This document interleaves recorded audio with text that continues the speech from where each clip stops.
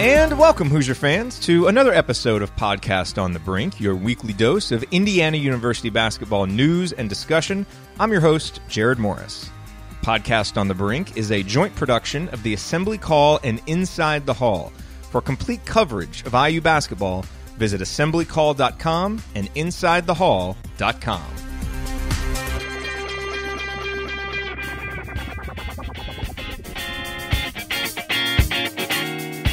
This episode of Podcast on the Brink is brought to you by Crane Credit Union. Get a $150 deposit into your new Crane Credit Union checking account when you get e-statements, have direct deposit, and use your debit card. Plus, there's no monthly service charges and no minimum balance to open your account. Stop in at any of Crane Credit Union's 14 locations or visit their website at cranecu.org for more information. That's cranecu.org. Crane Credit Union is federally insured by NCUA. On this week's edition of Podcast on the Brink, Alex Bozich flies solo and is joined by Scott Agness of Vigilant Sports, who covers the Indiana Pacers. And they cover a lot of ground about the upcoming NBA draft, the significance of mock drafts, OG Anunoby's upside as an NBA player. Interestingly, would the Pacers be interested in OG Anunoby if he's there, as well as what things look like for Thomas Bryant and James Blackman Jr., and talk about some other former Hoosiers, Yogi Ferrell and Troy Williams and Eric Gordon, and how their NBA journeys are going. All of that coming up on this week's edition of Podcast on the Brink.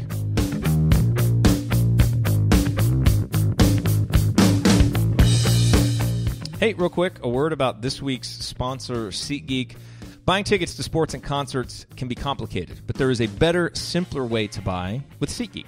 SeatGeek is the smartest, easiest way to get tickets to live events, because with SeatGeek's seamless mobile experience, you can buy and sell tickets in just 2 taps. SeatGeek helps you find the best seats at the best prices, fully guaranteed. There really is nothing quite like seeing your favorite team or musician in person, and SeatGeek will get you closer to the action for a great value. I have SeatGeek on my phone, and it's by far the easiest way that I've found to shop for tickets. I can be anywhere, and like I just mentioned, with just a few taps, I can instantly find seats to anything that I want to go to. I actually used SeatGeek to buy tickets earlier this year to see Yogi play here in Dallas. I bought my wife concert tickets for the summer. So SeatGeek is designed to make your ticket buying experience easier than ever. They save you time and money by searching multiple ticket sites to compare prices and find amazing deals. Now, here's how to get an even better deal, which is Podcast on the Brink listeners get $20 off of your first SeatGeek purchase. Download the SeatGeek app, enter the promo code BRINK, B-R-I-N-K today, and you'll get $20 back from SeatGeek. That's promo code BRINK, B-R-I-N-K.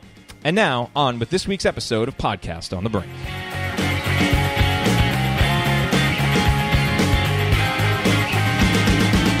And we're pleased to be joined on this episode of Podcast on the Brink by Scott Agness, who is a man that is keeping himself busy in Indianapolis. He does play-by-play. He also covers the Pacers for his website, vigilantsports.com. He produces the Kent Sterling Show on 1430, and this is his first appearance on Podcast on the Brink, so we're happy to have you on, Scott. I appreciate it. I'm honored to be on this great podcast. I listen to it all the time. I appreciate that. Wanted to start out just by asking you about your week this last week. Been a pretty slow time in Pacers world, huh? Yeah, I've been hitting some golf balls, going out with friends. No, yeah, of course not at all. There's been so much going on. You sit back Sunday and you hope to spend all day with your father or what have you, and we always play golf, so we did do that. But then right after that ended, while I'm sitting over lunch, then the phone starts buzzing and things start happening. And it hadn't slowed down ever since with all this trade talk. And I still stand by. I think the NBA offseason is the best offseason. The NFL's crown, they've figured out how to own an offseason, but the NBA is right behind them and their ability to stay relevant 365 days a year. Were you surprised at all by what transpired this week? To me, and this is funny, the reason I'm bringing this up is I had a little back and forth with a couple of people on Twitter yesterday about this, because there's been a lot written, obviously, a lot discussed, and I don't want to hijack the podcast and get into the whole Paul George thing, but to me, as somebody that listens to various NBA podcasts, follows some of these guys that cover this stuff 365 days a year like you, it seems like the writing's kind of been on the wall for this to happen. So I'm not sure exactly what some people or fans were surprised about. Is that kind of how you looked at it as well? To some extent. Now, I think I praise Paul and his agent for coming out and telling Kevin Pritchard in the Pacers front office of his intentions, because, and this was something we asked Kevin Pritchard about on May 1st. He's now the team's president of basketball operations. It was a title that Larry Bird had held since 2003. Larry Bird stepping aside, but he's staying in a consultant role. So now it's Kevin Pritchard's ship. And one of the questions we asked him both at that main presser that everybody's watching and to the side with a few other reporters is, do you expect to know Paul's intentions? Do you expect him to tell you what's going on? And how important is that? And this is think of the alternative. This is what I've been telling fans that are off the ledge right now. The alternative is the Pacers continue on what their mindset was, and that's improve the team. They were going to go hard after Gordon Hayward. They were going to go hard after several guys that would improve the roster to try to win now, and to try and instead of doing a full-blown rebuild, which is, I think, what this team needs at this point. So then you're tied up money for 3 or 4 year deals. Maybe you're $20, $30, $40 million invested in individuals, not just a group of guys. And then you're royally screwed for the next several years, and that totally blows any kind of rebuild.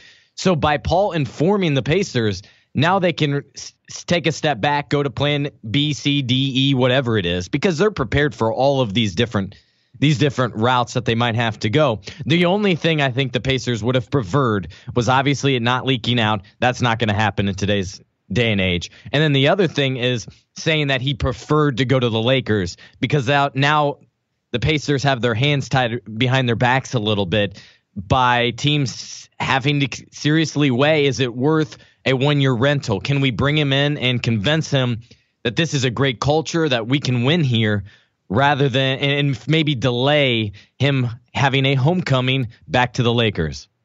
You mentioned how the NBA offseason is so great, and I agree with you. It's really a nonstop 365-day-a-year news cycle. In a lot of ways, I compare it to covering IU basketball in this state. Yeah. There's never really an off season, and I wanted to transition to the NBA draft, because I think that's where the NBA and college basketball meet. Coming up later this week on Thursday, the NBA draft, obviously the names that Indiana fans are going to be interested in: Thomas Bryant, OG Anunoby, and James Blackman. We'll get into those guys individually, but first I wanted to ask you, as somebody who covers an NBA team, every year we're inundated, and I fall victim to this, by just because I think people are interested in this stuff, these mock drafts that are out there every year. And it seems like every year we buy into these mock drafts, and we look at them, we cite them, we discuss them, and then every year we're surprised at the draft when things happen. For example, last year, Thon Maker goes in the lottery to Milwaukee. He's a guy that some mock drafts didn't even have in the first round.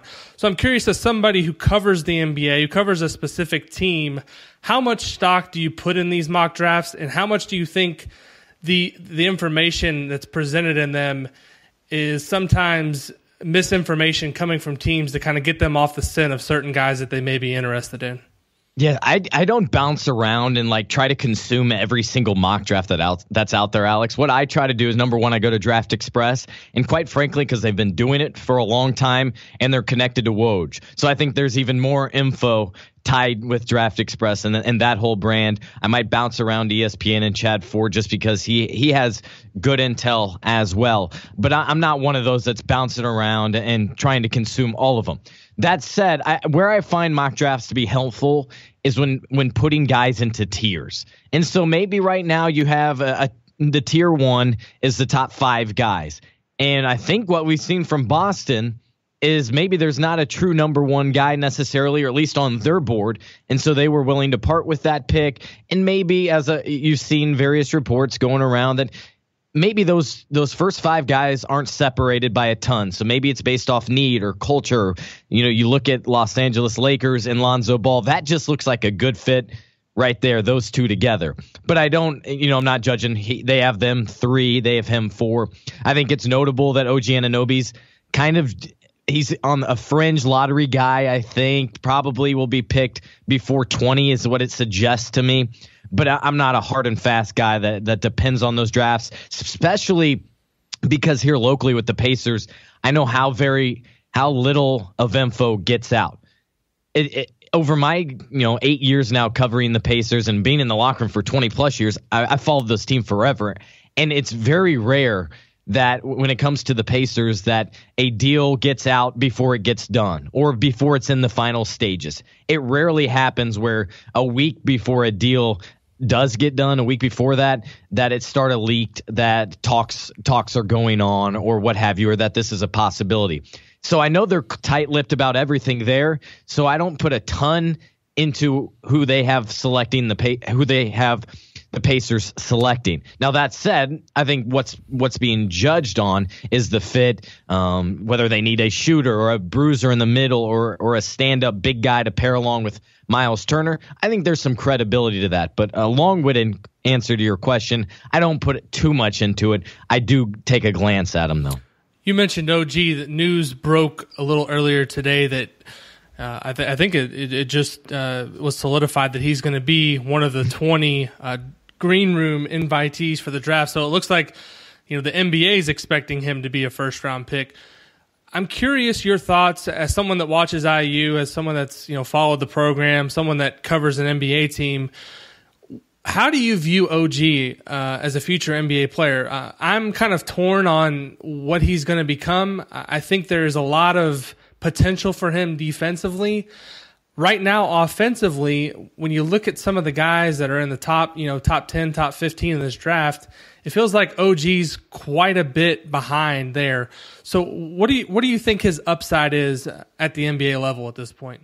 I think you nailed it. It's the defensive end, and he's drawn several comparisons with hesitation, obviously, that maybe he can defend like a Kawhi Leonard. He has that length, the hands, the agility, gets in a stance, which is good to see in the game anymore, right? Especially in tight games, that's good. So I think you look at him and you see him being a ball stopper who can slow down, who can get a hand up on that three-point shot, but can also defend a guy in a post. He's 6'8", and his frame's only going to get a little sturdier and a little thicker as he gets in that weight room even more when he can just focus on basketball and no more classes and none of that. So I think right away it's that defense and being maybe a second option defensively on a team. I think he's probably 2-3 years away. I'm sure teams are concerned with his medical, just coming off an injury and not being able to work him out, for one, because of that injury. And then you also have, when's he going to be available? And depending on a team's time frame of their rebuild, because quite frankly, if you're in the top 15, you're probably in a rebuild mode, maybe top 20 anymore with the way this league's going. Yes. Do they mind him missing a whole season like Ben Simmons, or are they totally fine with him coming back mid-year like it probably suggests now, November, December? I would guess they're probably fine with that. And if I had to guess, I'm guessing he'd go in 13 to 17 range probably, but you never know. The G League, or formerly the D League, that was formerly the name change was formally announced today. But we've known for a while that the NBA Development League, now known as the G League, sponsored by Gatorade. Do you think people are really going to call it the G League? I don't think so. I'm not. I mean, I'm calling it that here because it was announced today, but I'll probably immediately go back to calling it the D League. How about you? I'm torn with this because I try to just be official and keep things how they are, how it's presented to me. It's a fact. It's the G League. This Pacer player will be in the G League next season. I try to keep it that way. But at the same time, you want to be relatable with your audience. And the audience, it's going to take several years. You could like it to here in Indianapolis where we had Conseco Fieldhouse and now it's called Bankers Life Fieldhouse. I say now, but it's probably been 10 years. You still have especially older generation people that refer to it as Conseco Fieldhouse. So I think a similar thing will happen here. Maybe those that are in the G League and around it will call it that, but I still think most will probably refer to it Developmental League, D League. Some still call it NBDL. Yeah. Well, it's not that at all. It's the NBA D League or NBA Developmental League. But yeah, the league to me it seems like it's growing in importance, and I think really the league with this addition of two-way contracts is going to become even more important for teams. I'm curious with a guy like OG, how much time, especially coming off injury and his lack of experience, he seems like a prime candidate for a guy that may spend some time down there. Do you agree with that? I don't think so, because he's one of these elite picks that you expect to go in the first round, you expect to go in the lottery. And so I don't view this like baseball, where it doesn't matter if you're that elite pitcher or you're that 20th batter in the rotation that maybe sees a bat, is coming off injury. All of them go down to the minor leagues to work their way up. I don't think you send a guy that's getting first round money, that's getting 4 years guaranteed. I don't see you sending him down to the D League. No, not yet, at least. Yeah. Now evolve into that. And I thought it was interesting during the NBA Finals. Adam Silver, the NBA commissioner, was asked, do you want this to be somewhat of a minor league? Do you want to see guys maybe skip college and go right into the D League? And he didn't really have much of an answer for that yet. He says, no, not yet, certainly. And I'm not sure if we want to evolve into that. So we'll see. This is kind of an ongoing thing that's interesting for me to cover. Yeah, for sure, because I think some college basketball fans think that the one and done rule has kind of made a mockery of college basketball, because you have guys who are going to school for 1 year. Some of them only go to class the first semester, and then once the tournament ends, they're leaving school to begin workouts, to get ready for the next chapter. So what are they really? Obviously, they're bringing value to the program in terms of on court, but there's really no embracing the student athlete mantra, which obviously, with college basketball and the NCAA being a big money venture, I think some people push back and say these guys have the right to leave school and do what they wish because they're not really there to play basketball. Ideally, what do you think the future of the one and done rule is going to be? Do you think it's going to be something that's going to stick around? Do you think there's going to be adjustments made to it? I mean, do you think the system as it currently stands works for college basketball and the NBA? I know it works for the NBA because they get these guys in school for 1 year. They get to showcase them in the NCAA tournament.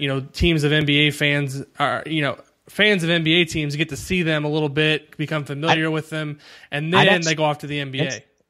I'd argue against it. I don't think it's working for anyone. In the NBA, yeah, they get a year, but a lot of these guys, according to Adam Silver, are telling him, hey, our guys are coming in and they're still very raw. And because they're only spending 6 months, let's say, in formal basketball before they head off to their agency trainer or to their high school coach or wherever they head off to an academy, these guys are still very raw, and they're coming in lacking some of the knowledge and skill sets and fundamentals, if anything. So they feel it's taking those guys even longer to get into a rotation. And I know at least the Pacers' mindset is that most guys, it takes 3 years. Don't evaluate a guy for till it's their third year in the league, because that's when you start to see them, first of all, understand the demands of the NBA, the travel, the craziness of getting in at 4 a.m.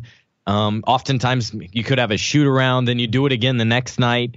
Those sorts of things, getting the landscape of the various arenas and finding a pregame routine. I know Miles Turner, who the Pacers drafted in the lottery a couple years ago, that was his big issue, he said, with that first year. And that was the thing he would have done differently, is figure out his routine before games, during the week, and all of that. And so I think a lot of those players, they're seeing them come in very raw. And going back to Commissioner Silver again, he said at his press conference, it's not working out for both the NCAA and the NBA, and part of that's the players. So I fully expect something to be changed. I expect it to be moved. I would like to see, I'm an advocate for either go and you're good enough. Like, a guy like Eric Gordon, did he really need to go to Indiana? No. Not really. No. He deserved and had the ability to go straight to the NBA. A guy like Victor Oladipo absolutely had to. Right. I don't think anyone was considering him for the NBA. And that's where you see being in a program, and it wasn't just 1 or 2 years, but at least 3 years. Then you see him emerge and become the second pick in a weaker draft, sure. But that's where it paid off. And so ultimately, I think you'll see either go, and that relates to probably 10 guys per year, or you say be there 2, maybe 3 years, in all likelihood 2 years. I can't see him getting 3 done, although I would be an advocate for that.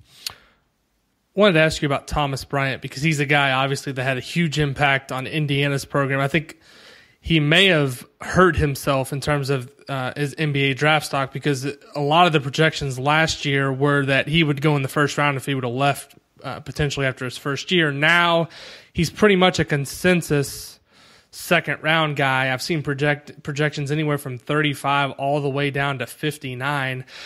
Is him making the NBA all about him finding the right fit? I mean, big men are becoming a little bit extinct in the league. I mean, there's still a place, obviously, for skilled guys who are bigger that can shoot the ball.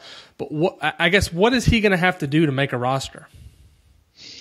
I think number one, he's going to have to be a rim protector. I think there will always be a place in this league for rim protection when you have those athletes that will attack the rim slash. And I think of Kyrie Irving a lot of times in that, and he's the best finisher in the league, in my opinion. If there's a guy that can alter those type of shots, that can rebound, we see Tristan Thompson. He got a $70 million something contract with the Cavaliers being a very active rebounder.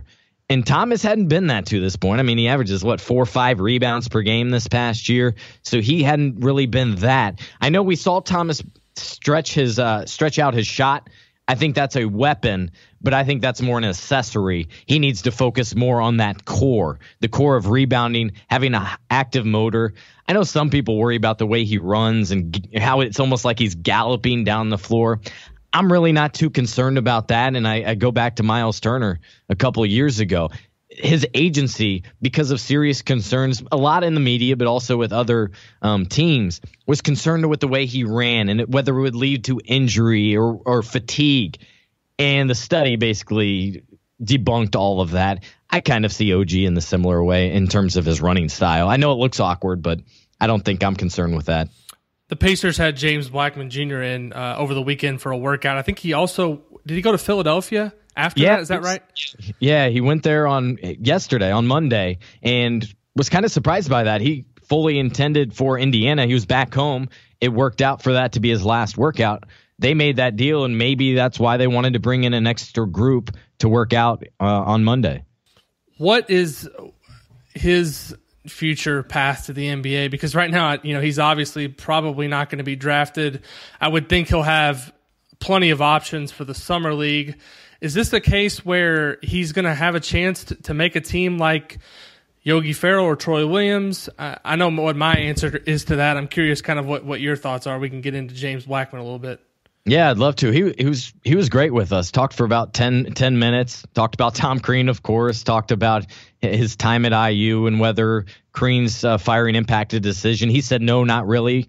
And I think we all kind of felt that he was set on going to the next level, whatever that may be. To me, you're right. I think he seems like that guy that's going to work his way up. First of all, there's no doubt he'll get summer league invites. For one, there's 3 leagues.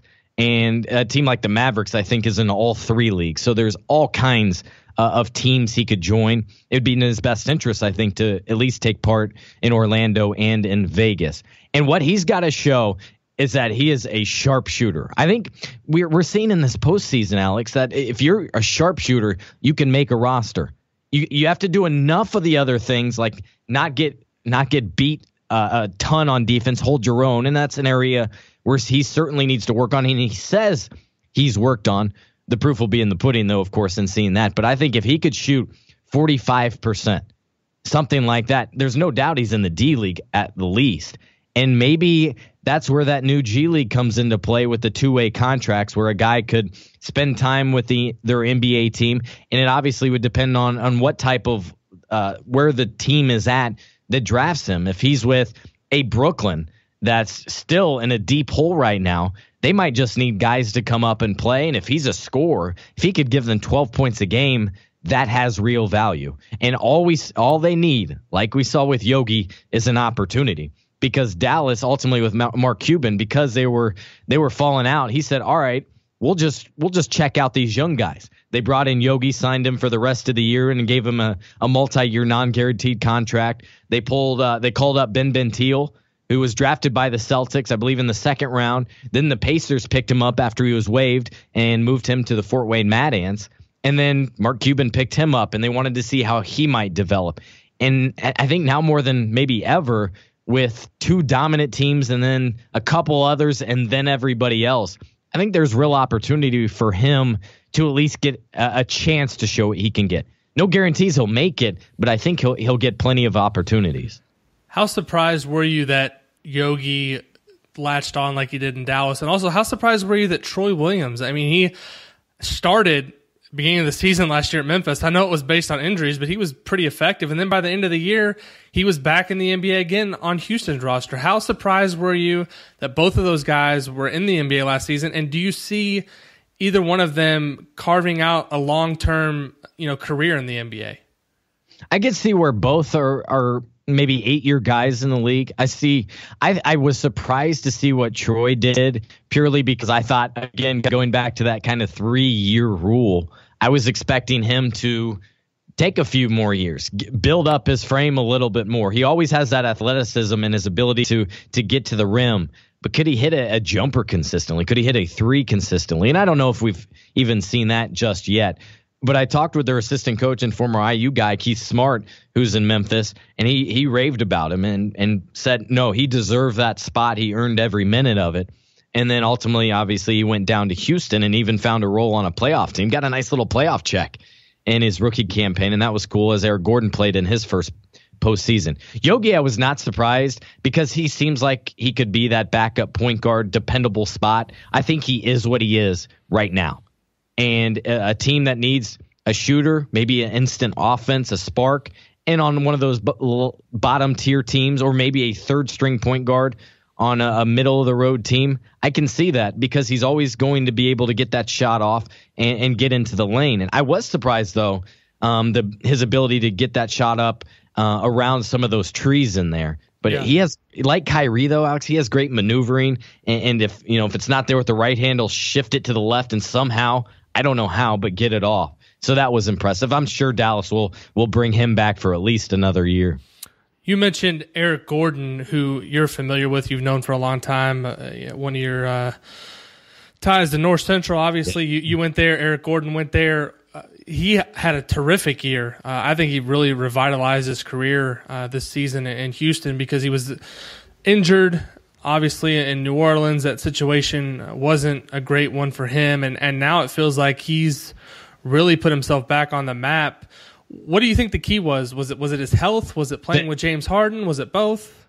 It was fit. It was the guys around him, and so now he's at a point where he can do what he does best, and that's shoot the ball. He's a solid defender, nothing great. He's a solid defender though, but all they really ask of him, and a guy like Ryan Anderson, space the floor. There's incredible space there, and so he fits in well. He can knock down that 3-point shot, and so he had one of his best seasons here in the latter stages of his career. He was miserable in New Orleans, I can tell you that.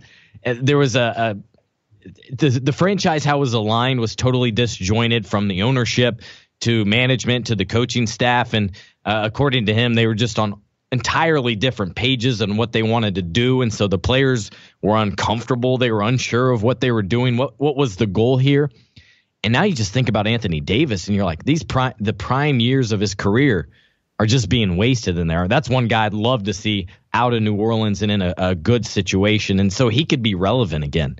Because he's not. I thought one of the unfortunate things, I read some coverage of different people that write about New Orleans, different fan site type of things over the last couple of years, and there was a lot of people also on Twitter that were critical of Gordon. I think one thing a lot of people forget is he actually wanted to go to Phoenix. That was his preference, and then New Orleans matched the contract, brought him back. So not only was it a bad situation for him to begin, it was a situation that he didn't even really want to be in.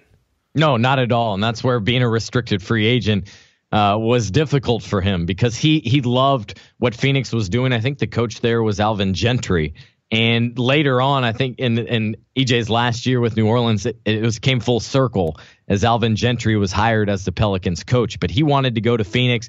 They really had an incredible pitch for him when he showed up. They had banners, signs, and showed him the fast-paced that they were going to play at and how they would incorporate him into the offense and allow him with their space that they planned to do to open up that 3-point shot. Well, being a restricted free agent, he could sign a deal, but it wasn't going to happen. Just like Gordon Hayward, he signed with another team, and then Utah ultimately ended up matching that one. And so that's the challenge with restricted free agency. But with Houston, he loves it. It's a great fit for him down there. And I just remember he was considering New York and how miserable that might have been ultimately. Memphis, I think, would have been fun for us because you have even another guy from Indiana on that roster, play with Conley, play with Zach Randolph. Again, that was a team he seriously considered. But when it came down to it, and James Harden was there the day he decided, right in that room with his agent, and he was like, this just sounds too good to be true. I'm going to join Houston. And as you said, it just worked out beautifully for him. He loves it. So we're 2 days out now from the NBA draft, and I've been listening to Woj's podcast. I listened to the Bill Simmons podcast yesterday. It feels like, we're obviously getting down to crunch time here. How much do you buy this narrative that this is one of the best drafts since the late 90s, or do you think that's a little bit over exaggerated? It seems like every year it's either a really good draft or it's like I remember the Oladipo year. It's a terrible draft, and then Giannis ends up coming out of that draft. So it's like there's going to be good players in every draft, but also this year it just feels like it's being overhyped at a crazy level. I mean, are you buying that this is the most talent-rich draft since 1998 or 99? That's certainly the conversation that those in the media are saying. To be honest, I don't watch enough college basketball, I feel, to even make that evaluation. I find college basketball, going back to our earlier conversation, there's so many unfamiliar guys because they're leaving time and time again. So that's another reason why I enjoy NBA way more and what we're seeing there. The college basketball atmosphere is way better, but I enjoy NBA basketball much better. As far as how it ranks, I think anyone at this point isn't exactly sure. Maybe they can try to push that narrative out there, but I think we won't know for 3-4 years. And the one thing I will say, please, in 3 or 4 years, do not be a revisionist history here and let's redraft a 2016 or 2017 draft. I don't know about you, but I find those to be the worst too, because what value do they serve? Yeah, those are on ESPN Insider every couple of years. You'll see like redrafting the 2013 draft. Why Victor Oladipo wouldn't be a top 5 pick now? It's like, what, the guy just signed a max deal in Oklahoma City. I mean, he's still a pretty good NBA player. So what's the point? Obviously, it's for clicks. It's for creating discussion. We're mentioning it on a podcast, so I guess they're getting out of it what they want. But yeah,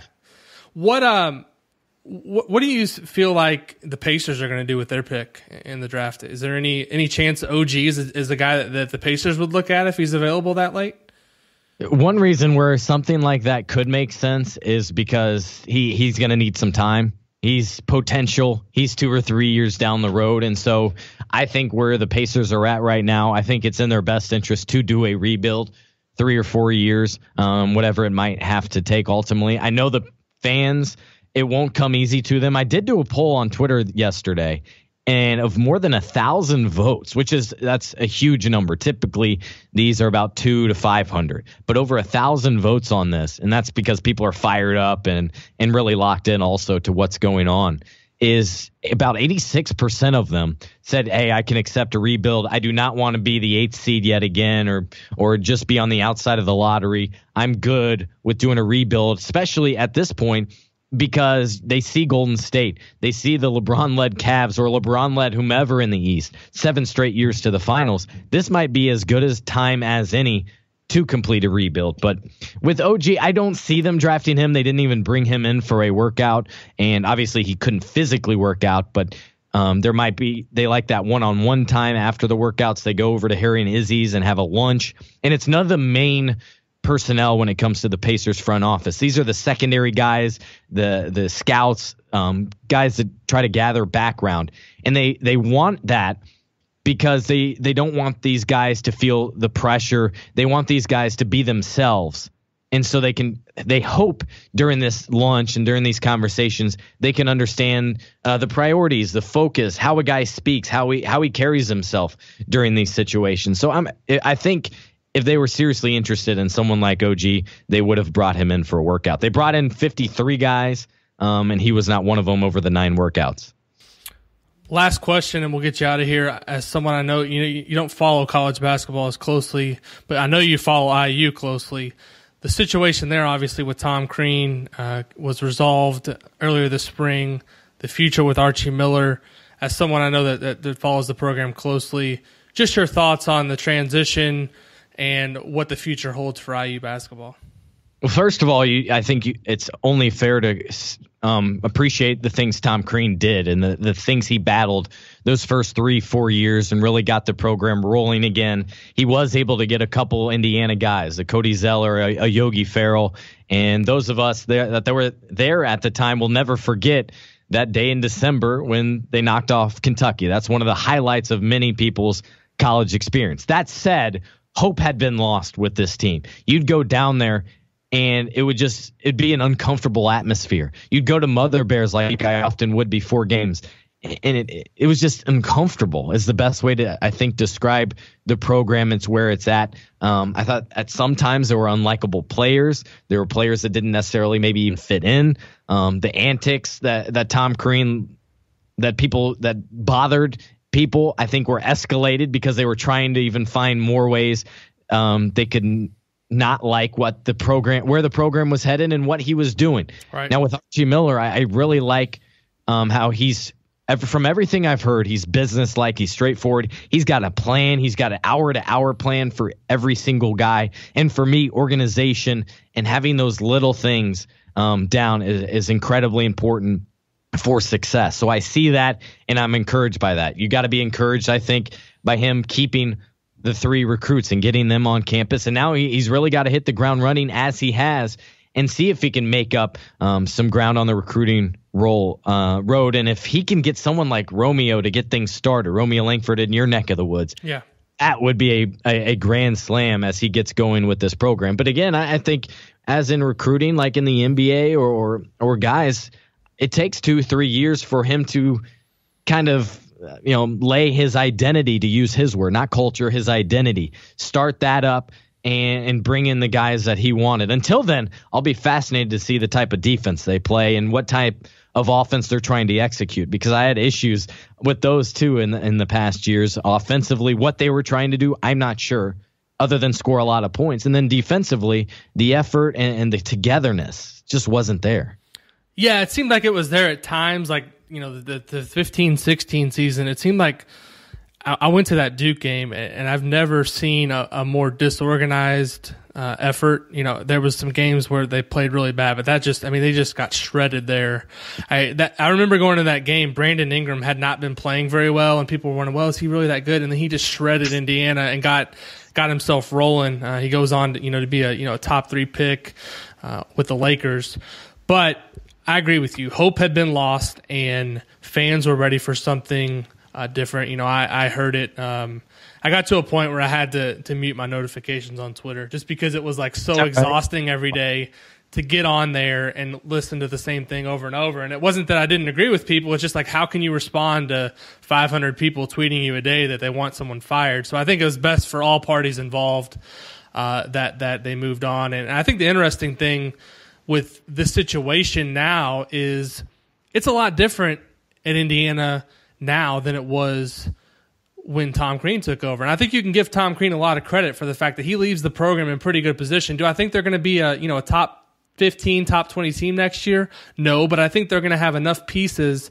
to compete for an NCAA tournament berth. And I think you're going to see a much quicker climb than what we saw last time, because there's an enthusiasm for the program that was there last time around, but when you actually have some talent to work with, I think Assembly Hall is going to be a much different atmosphere next year. I think the home court advantage is going to come right back to where it was during kind of those peak Crean years, and it's going to be interesting. By the way, what's that? Have to get rid of the big heads. By the way, I think the big heads are gone. I'll be shocked if they're back.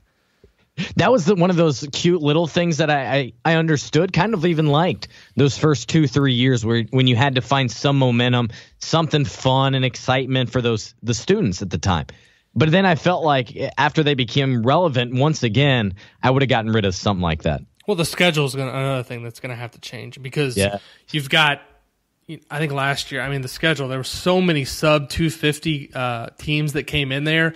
I heard from so many season ticket holders that couldn't even really give their tickets away to people, and there were so many empty seats for a lot of those games. And from November and December, I mean, besides that North Carolina game, there wasn't really anything of note that happened in Assembly Hall. And I think a lot of people also felt like last year, and particularly the non-conference schedule, didn't really get the team prepared defensively for what they were going to face when they got to the Big Ten. So I think that's another thing that's going to change. And obviously, you hate to beat a dead horse here because there's a change brewing. But this is an IU podcast, and I was curious to get your thoughts there. So, Scott, how will you watch the NBA draft on Thursday?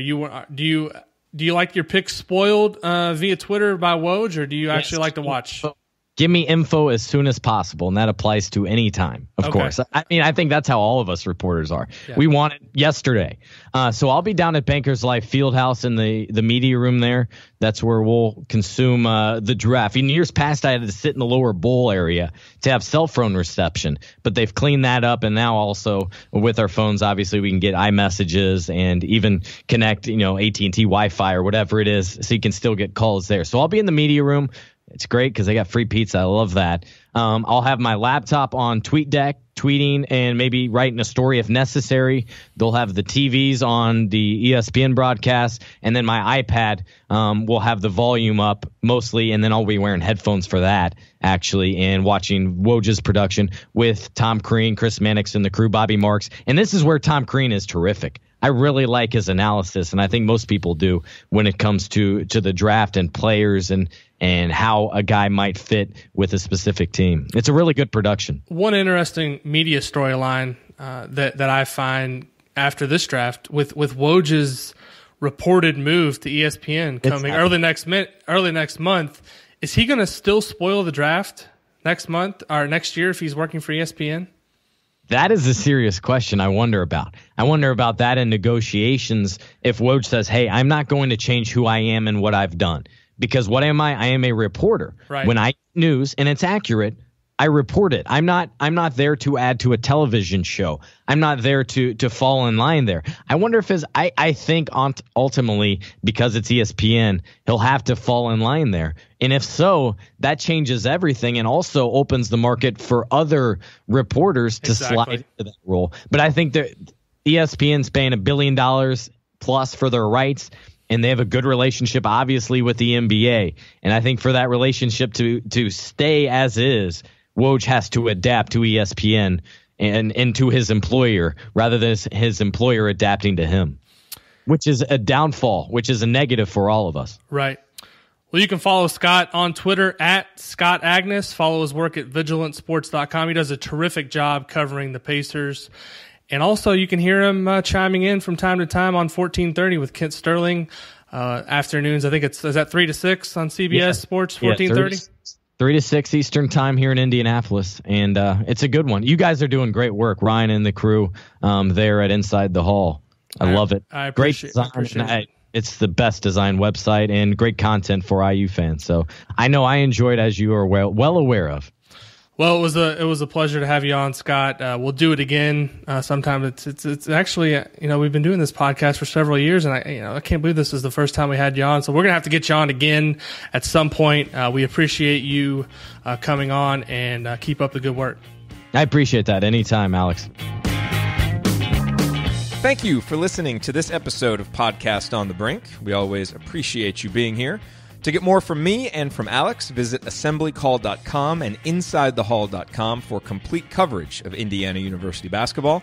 If you liked this episode, please consider sharing it with a friend or family member who loves IU basketball as much as you do. You can also support the show by leaving a rating and review on iTunes, which helps us get the word out to more IU fans like yourself.